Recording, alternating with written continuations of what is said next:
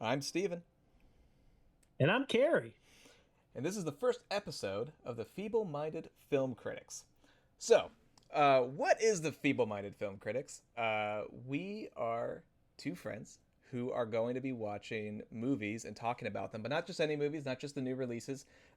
We are going to actually be following the New York Times top 100 movies of the 21st century, which they published in the summer of 2025. So basically, the best movies, best 100 movies from the year 2000 to the year 2025. And we're going to be watching those. We're going to be watching those in order 100 to 1, starting with 100, and we'll just watch two movies a week. So we'll watch 100 and movie 99 this coming week, and then we'll talk about it the next week. And that's kind of what the podcast structure is. Does it sound good to you, Cary? Yeah, it sounds great. I like movies. Yes, we like movies. We are not popular people. We are not actually film critics out there online. That's why we're feeble-minded, because we just like Yeah, movies. not at all. Yeah, We definitely fit the definition of feeble-minded, and we definitely do not fit the definition of film critic. yeah, So, we're kind of just, I don't know, just having fun with that title. yeah. Half of that description is true. Um, Yes, yeah. but yeah, that's just the vibe of what's going to go on here. And we're just going to talk real quick about the first two movies that we're going to be watching. So just to give you an impression, if you haven't seen the list, which we'll post a link to in the description, we'll also post a link in the description of this episode to a letterboxed list in case you don't have the New York Times. Uh, but the list runs from number 100, which is Superbad from 2007, to number one, which is Parasite from 2019. That's a huge spread. Yeah, yeah. I mean, it's going to be quite a journey to get from Superbad to Parasite. I mean, that is the also, I mean, think about, I mean, obviously, when you think history of film, it's such a long time, but Mhm. even just when you hit the year 2000, what I think is going to be interesting to look at with this list is like from 2000 to, now, you're where are all of these most of these movies falling? Are they falling early 2000s? Are they Mhm. falling in, all across? Is it a pretty good spread? I Oh mean, yeah, even those first two, Superbad's, what did you say, 2007? yeah, 2007, Superbad. Yeah. So like they've got, on the bookends, you've got kind of much more recent versus A a little little older. older. So it'll be cool to see this the spread Yeah, of when these movies were released. and it'll kind of tell us where we are culturally. Like Superbad Yeah, will yeah. feel very different, I think, from Parasite, just for like what people are Right. interested in. Yeah, so I'm excited. And obviously we have like such a spread of genre here, like from an R-rated high school comedy to uh, horror film about class division and wealth inequality. So we're gonna get like Right. everything in this list, and there's a lot of things on this list. We're doing this because you and I both looked at this list independently, and then we were talking about it, and we realized that both of us had seen like 30 to 40 movies on the list. Yeah. Yeah. I've seen about 30, and there were so many I hadn't even heard of. I think that Mm-hmm. was one of the things too that I was so excited about when we wanted to start this up. I was like, "Oh, good. I have like not that I needed a reason to watch them, but it gives you kind of a direction, It's kind of fun." Absolutely. What's also fun about doing it this way with a podcast in the middle is it gives us an excuse to talk about it Yeah. Yeah. together, and it also I'm this way. I don't know if you're this way, but I'll group you in because I think you are. If I don't have a reason to do something, I will oftentimes just forget to do it.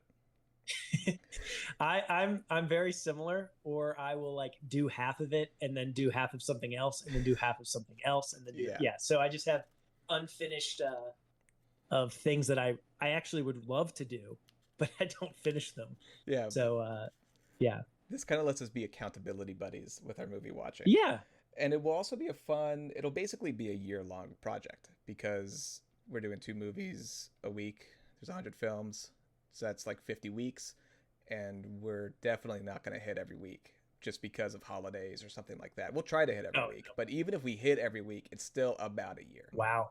Yeah, so it's gonna be a long journey, and we'll be able to track also how we feel about these movies as we go through, and looking back, like maybe our impressions of these earlier movies that we're watching will change as we go through, and we'll be able to Right. revisit stuff.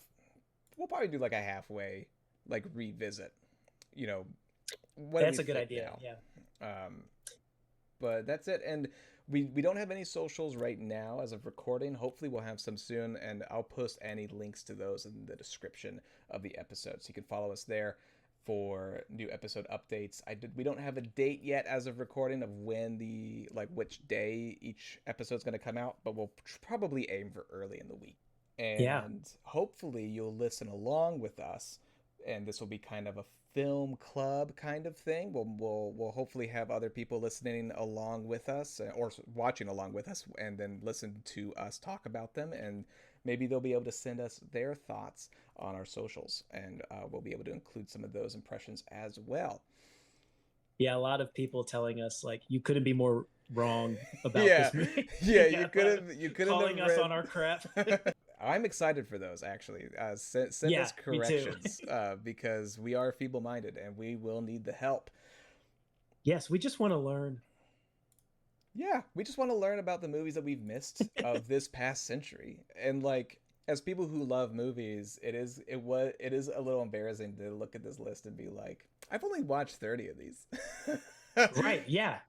We should. Yeah. To like consider yourself some sort of like film, uh, a film buff, or Yeah. even just, a fan, and then be like, oh, I haven't even seen half Yeah. of the best movies according to New York Times. Yeah, and these were voted on by directors, actors, comedians, people in showbiz.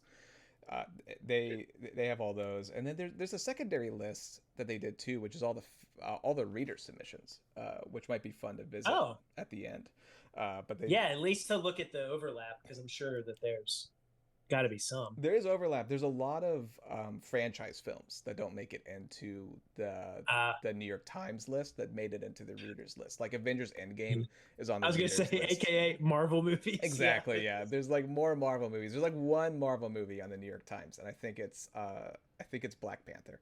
Black Panther. Yeah. Yeah, but No Logan, which is crazy. Logan. It's Logan a is great good. movie. Yeah, I liked Logan when it came out. I haven't seen it since I saw it in the theater, but I did like it. Actually, I don't know if I saw that on the reader poll. I think that's one's been mostly forgotten by people, which is kind of a Yeah. bummer. Well, it's because it's the saddest It is like very superhero sad. movie ever. Yeah, it's very sad. It has an optional black and white viewing experience, and that's how you know a movie's Right. sad. Right. They're like, you can watch this with color, or you can watch this just black and white, just real sad Yeah. about it. Yeah, let's get you real, real depressed real quick. Exactly. All right, let's talk about the two movies coming up. The first two movies that we're going to be watching are Superbad by Greg Mottola, starring Jonah Hill. Seth Rogen is in it, but it primarily stars Jonah Hill and Michael Cera. I think Seth Rogen wrote it. Yeah, Seth Rogen and his writing partner's Evan Goldberg, right? Isn't that his name? Yes, it is. Okay. Yeah, that's because I know it's based on them as when they were like growing up. Right. Is kind of the idea. I haven't seen this movie since high school. Because in 2007 I was in high school. I saw it a little bit later than that. Actually, 2007 I might have been in middle school. So I saw it when I was in high school, but I haven't seen it since. I think I did the same. Yeah, I think for me it was. I've definitely seen it. I think I've watched it in like.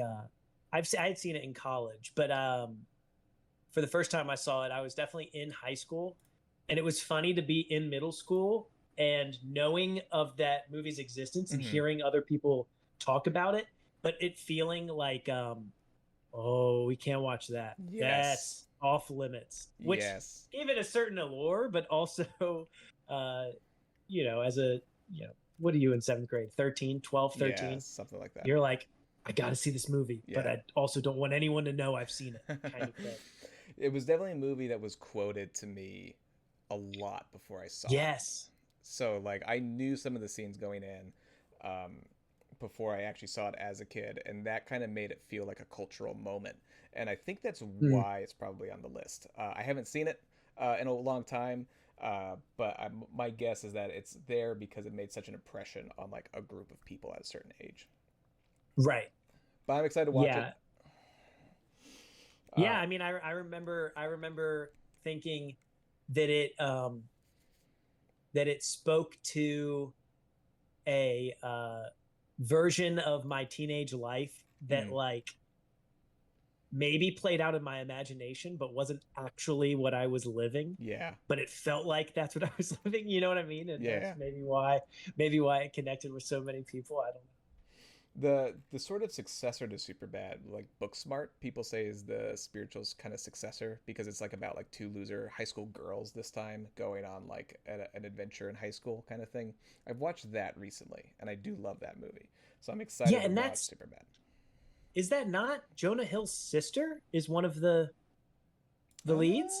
I don't know. Um, I I don't. can't tell you her name off the top of my head. It's Beanie Feldstein. Is that who you're thinking?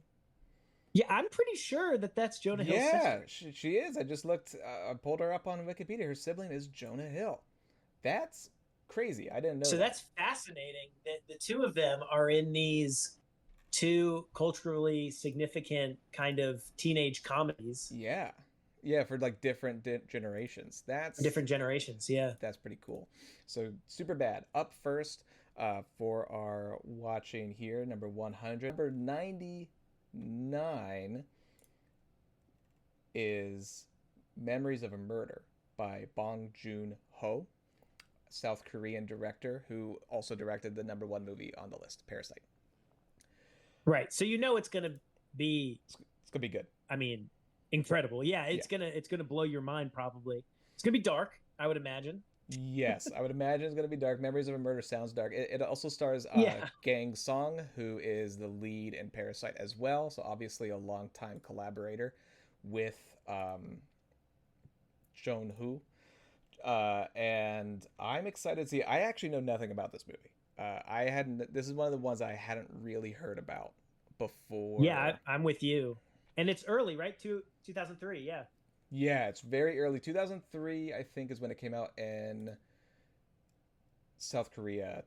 New York Times has it listed as 2005 because it's Okay. probably when it released in America. But 2000, Ah, all right. yeah. But like of because when Parasite came out, I was like, well, I gotta learn everything that Bong Joon-ho has done, and Right. I watched more of his later stuff. I watched like Snowpiercer, uh, which I really like.